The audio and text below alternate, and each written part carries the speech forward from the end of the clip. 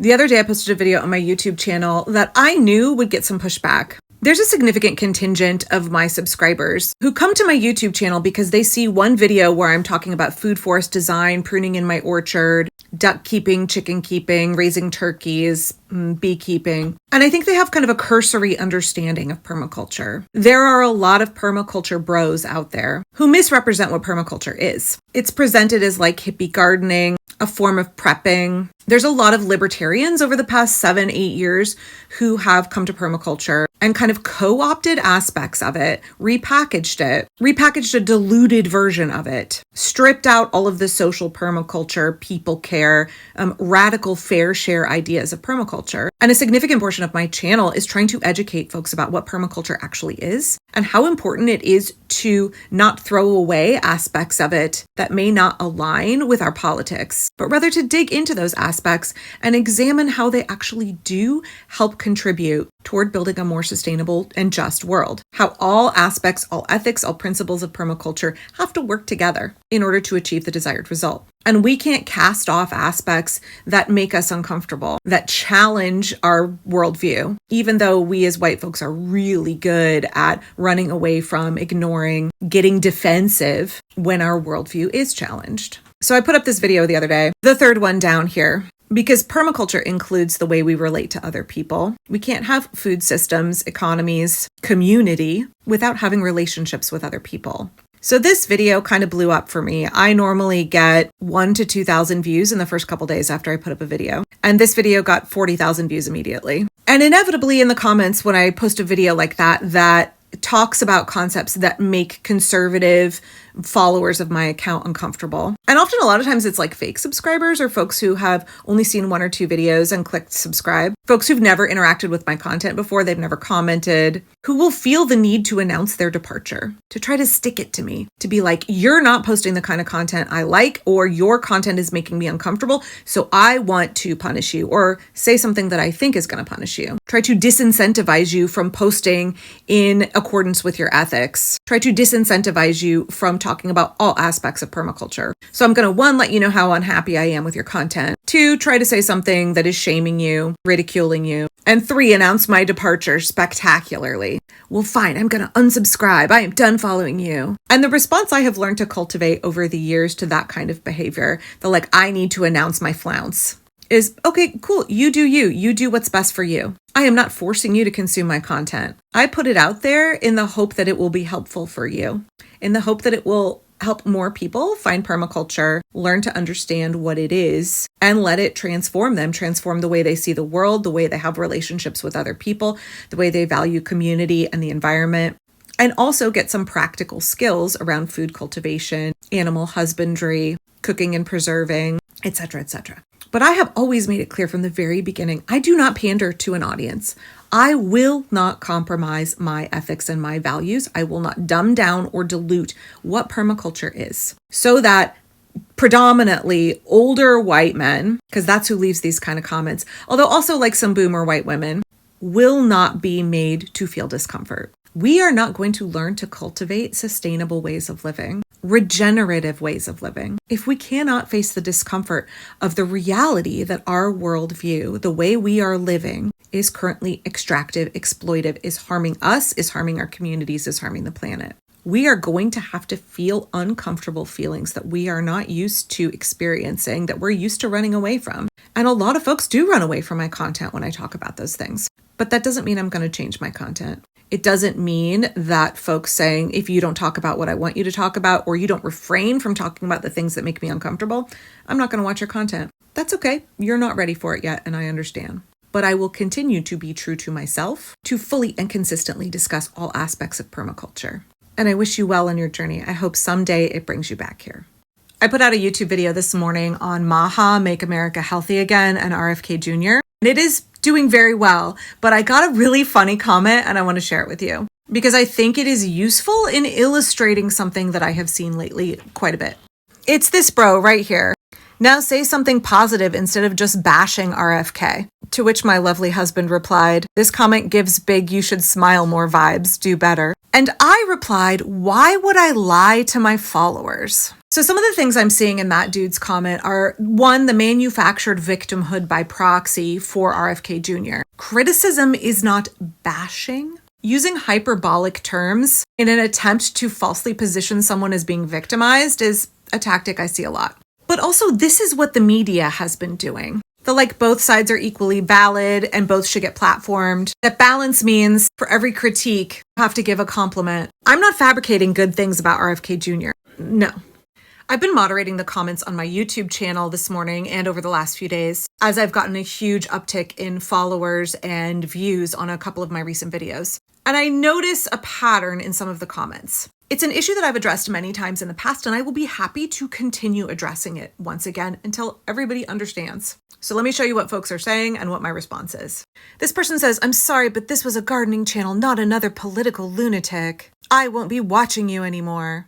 This bro says, ugh, politics has finally infiltrated the gardening side of YouTube. So I got a handful of comments like these because I made a few videos about social permaculture, specifically about communication, healthy boundaries, how we have safe relationships with other people. Anytime I bring up the aspects of permaculture that don't have to do with growing food, folks try to tell me that my YouTube is a gardening channel. They say things like stick to gardening or gardening isn't political. I will say for every one of those kind of comments, I get dozens of comments that are basically like the one right below. Keep up the great work. I appreciate this perspective. This is super helpful for me. Thank you. But to this bro who said, ugh, politics has finally infiltrated the gardening side of YouTube, I took a few minutes to respond to him, despite the fact that a number of my followers were like, gardening is political. To which he said, no, it's not. Except it is, babe. It is. Gardening, growing your own food, much less things like supporting local farmers, our food cultivation and distribution systems, those are all political. We live in a political system where laws, regulations, policies govern not only the way food is grown and distributed commercially, but also food safety. Go watch my video on Maha that I just put out. Who has access to what kinds of food, how food prices are controlled, the environmental impacts, the working conditions, the pay of farm workers, what kinds of seeds you have access to, whether or not you are allowed to grow food in your front yard, whether or not you are allowed to keep chickens in your backyard, and also honeybees. That's all political. That's all governed by laws, regulation, policy. And who we vote for, what kind of people we elect, absolutely has so much control over what kind of food we can grow and what kind of food we can access. To believe otherwise is nonsensical. It's engaging in magical thinking. It's being embarrassingly naive. Secondarily, my channel has never been about gardening. It has always been about permaculture. Permaculture is incredibly political. It is a design system built on the three ethics of earth care, people care, and fair share. Although lots of the libertarian prepper types who come to permaculture do not like to talk about fair share because it sounds like socialism to them. I would say over the last 5 years, more than 50% of my content has been about social permaculture. But this bro, again, he's trying to tell me what kind of content I make. I am familiar with your content. Your channel is gardening. And just because the creator was a liberal has no bearing on permaculture. Bill Mollison, the founder of permaculture, was incredibly radical. He was not a liberal, and neither am I. He wanted redistribution of wealth and resources to make sure that everyone had fair share. I'm not sure, honey, what research into permaculture you've done to decide it's anti-political, but whatever libertarian prepper YouTube channel has told you that, I encourage you to go read Permaculture 1 and 2 by Bill Mollison, and then go read People and Permaculture by Luby McNamara. You can pause here to read my replies to him. Bill Mollison, the founder of permaculture, said, I teach people how to grow their own food, which is shockingly subversive. Yes, it is seditious, but it's a peaceful sedition. Every single thing I put on my YouTube, maybe with the exception of some of my knitting videos, is about permaculture design. Permaculture is a portmanteau of permanent and culture. It's about the way we relate to the earth, the way we relate to other people, the way we relate to our resources through earth care, people care, and fair share. As long as we live in an extractive capitalist system that exploits the planet, exploits people, focuses on the hoarding of wealth rather than its redistribution and fair share, all aspects of permaculture will be political. They are diametrically opposed to the political and economic systems that we currently must live under. And that makes permaculture a radical practice and a necessary practice. I've noticed in the last few days an increase in the number of folks commenting on my Facebook and my YouTube, trying to tell me that gardening is apolitical. And some of them even going so far as trying to claim that permaculture is apolitical. Please go watch the video I posted right before this one to explain how that could not be further from the truth. In today's America, growing your own food is a political act. And permaculture absolutely is political, radically political. But I actually wanted to examine further this claim that people think I'm being political and they're being apolitical. And I need to somehow revert to being apolitical like them when I talk about gardening and permaculture. Okay, this bro at the top, first of all, tried to tell me that my channel was just about gardening, not about permaculture. And then tried to tell me that both of those were not political and that he is apolitical and I am political. And I appreciate here Pixie Rancher, one of my subscribers, saying that being anti-political is being political. So first off, of course, I am never one to be a shrinking violet. I don't get pushed around by men or any rando stranger who thinks they're going to tell me what's what my own content is, what my own view is. My channel has never been just gardening and it has never been apolitical. Now, over my 25 years in permaculture, my political views have changed. You can pause to read my reply to him. Now, over the years, my politics have changed and evolved. Because we should be growing and developing as people. Learning never stops. We should never stop working on ourselves. And it does take time to become aware, to learn and deconstruct from the ways we were indoctrinated as kids. Like we are all on a journey and it takes a while to peel back the layers of the onion, to unlearn ways of thinking, behavior, to change our worldview. But I believe it absolutely is possible because I'm living proof. But I want to make it really clear when folks say that they are apolitical or that they want me to stop talking about politics and stick to gardening, what they really mean is they want me to stop talking about politics that are opposed to their own. They aren't apolitical. They are just made uncomfortable by the political realities that I'm talking about. I've noticed that a lot of folks don't like to be confronted with the reality that the way they vote, the politics they support, are in direct opposition to permaculture values and ethics, and actually are in direct opposition to their declared values about organic gardening, sustainable living, even like homesteading, prepping, food production, healthy living, etc., etc. Again, go watch my video on Maha.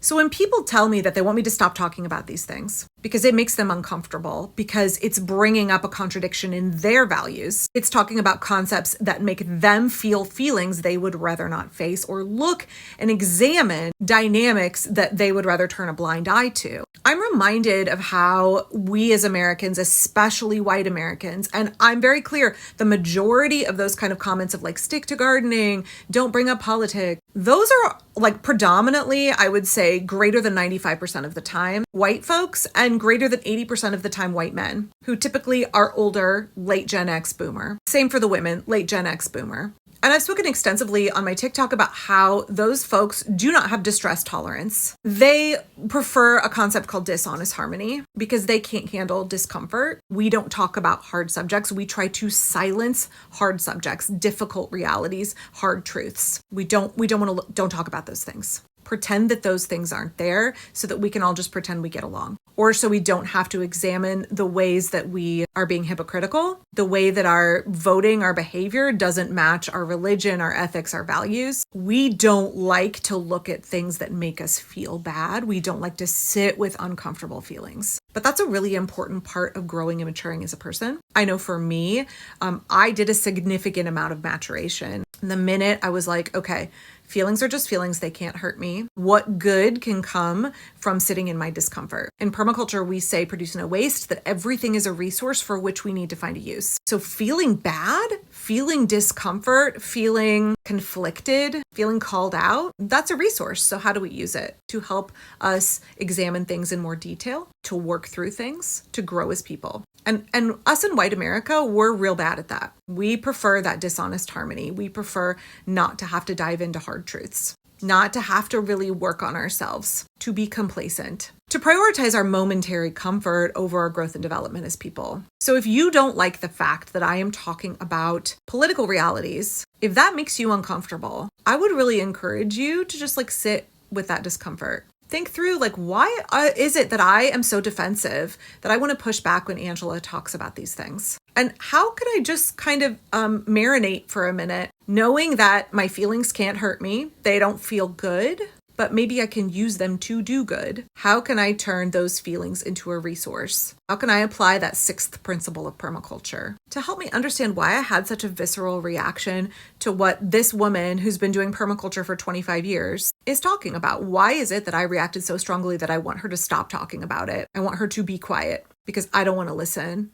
What actually is going on here? And if I really care about my community, if I really care about Earth Care, People Care, Fair Share, if I really care about creating a better world, how can I use my discomfort in this situation to help me achieve those goals? What is it about discussing politics, the systems under which we are all living, that has got my hackles up? Why is it that the things Angela is talking about conflict with my own politics and the way that I vote? What's going on here? What's the disconnect? I would just really encourage you to spend some time working through all of that, knowing that discomfort can't hurt you and that it can be a tool for growth, a tool I have found extremely useful, if not pleasant. There's no such thing as being apolitical. Permaculture is political. Gardening is political. And if the political concepts that I'm discussing here, which are based on, formed by permaculture principles and ethics, make you uncomfortable, this is an opportunity for you. And I hope you take it.